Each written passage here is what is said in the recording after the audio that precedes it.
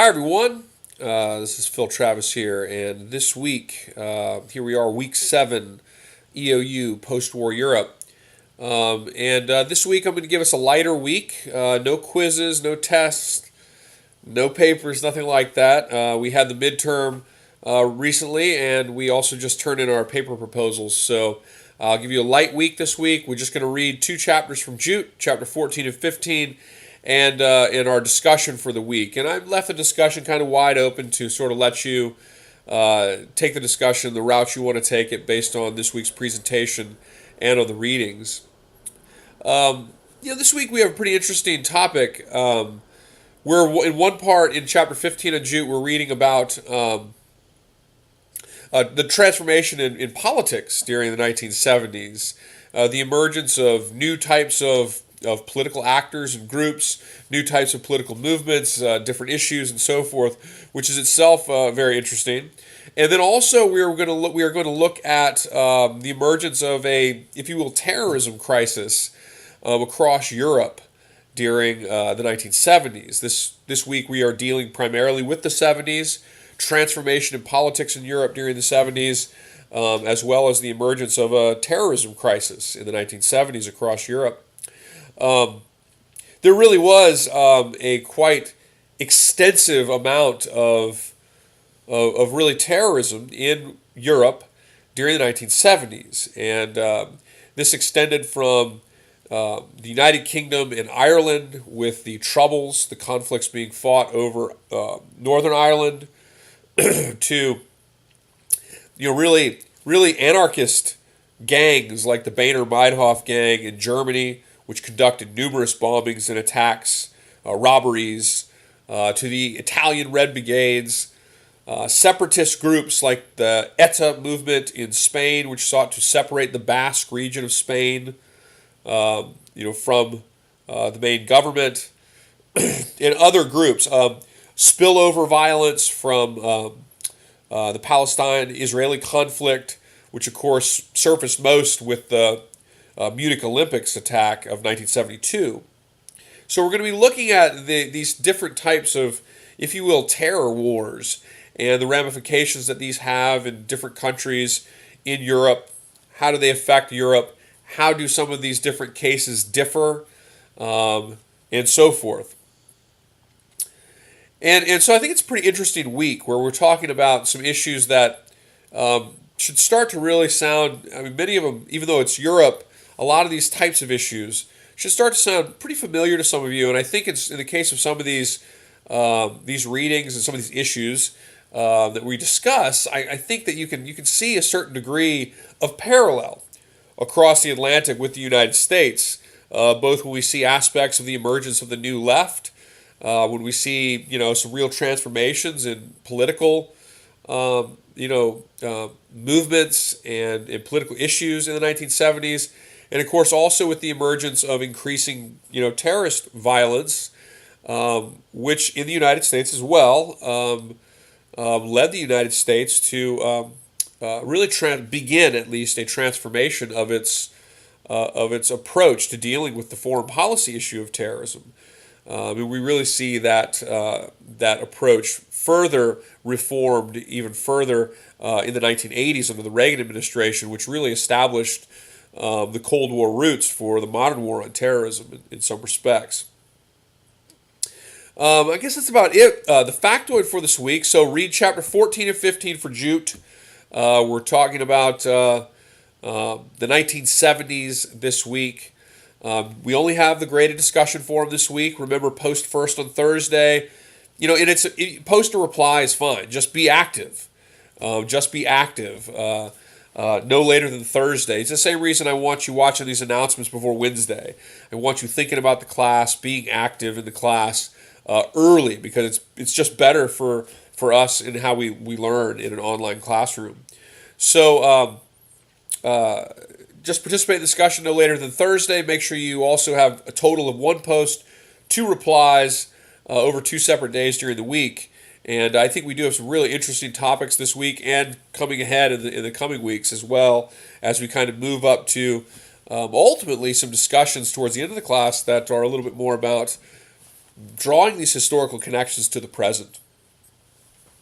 So this is the factoid for this week. The factoid for this week is this. Of course, this is a bit of oral history. This is a bit of personal family history. So I would say that without question, the most devastating cases of the so-called terror wars, and I'm calling them the terror wars, if you will, or the terrorism crisis, in Europe during the 1970s was, I would say, almost unquestionably the war over Northern Ireland, fought by the group, the IRA, the Irish Republican Army, and the Ulsterite groups, as well as the British government, fighting over Northern Ireland as the IRA sought to push the British out of Northern Ireland and to force its reunification with the Republic of Ireland. And of course, this made Belfast and much of the area of Ulster a very, very violent place and a very dangerous place, particularly so in the 1970s, though it didn't go away in the 80s. And we saw other cases of very serious violence throughout the 1980s. And we look at the type of terror violence, it was pretty widespread. We have cases of street killings, bombings, and even attempted assassinations, as there was one IRA attempt to assassinate the prime minister. But the Troubles, as they were called, took a great toll on people's lives. And I believe the statistic is something like 1 in 5 families in Ulster, in Northern Ireland, knew somebody that had been killed in the Troubles, the battle between the IRA and Ulsterite groups in Northern Ireland over Northern Ireland. And so the factoid is this, bit of oral history. I am the first of my generation born in the United States. My grandfather was English on my mother's side, and my grandmother was Scottish from Edinburgh, and then I have family in Northern Ireland. And interestingly, my second cousin was an individual named Ian Paisley, and Ian Paisley was a preacher and a politician from the House of Ulster in Northern Ireland during this period. In fact, he was a long-term member of Parliament into the 90s. He died recently, just a few years ago. And Ian Paisley, so he was a Ulsterite member of Parliament. He was a preacher, and at the height of the Troubles, he would have been one of the voices, sort of support of Protestant Ulsterite groups. And so I am related to Ian Paisley. Ian Paisley is my second cousin. And so, the Troubles is kind of very close to my family in this respect. And we used to receive, until Ian died, we used to receive postcards or pictures around Christmas, of the family with, Ian usually pictured in the front and center of the shot. Ian, who was my grandmother's sister's son from Northern Ireland, from Ulster. Interestingly, in the United States, I was born in the United States, and one of my best friends is Irish Catholic, and his also first of his generation, and his father was Irish Catholic, born in Ireland, and so the Troubles were very, very close to that family as well. And interestingly, in the United States, having been born here myself, and of course my best friend having been born here, and his father being Irish, in the United States, we never knew any discord. There was never any reason for us not to all be like the best of friends, and it never ever was any thought. And it was kind of, in my eyes, sort of like the great thing about America is that in a lot of respects, America is the place where we can set aside differences that maybe in the old world would have been, if you had grown up there, would have been much more powerful differences. And in the United States, an Irish Catholic family and a family with roots in Ulster Protestantism could be in the United States, and none of that really mattered or was even worth a thought, and you could be the closest friends. And I was very, very close with James's. His name's James. I was very, very close with his father. His father's passed, but I was very, very close with him. And there was one time where there was a family gathering, and all the family came over from Ireland, and it was we had a bit of a good time, sort of, you know, commenting on that very fact that that we could be the best of friends and it didn't matter in the United States, so to speak. My uncle, by the way, who's passed now as well, and this was something that the side of the family that was closer to Ian Paisley would have very much not liked.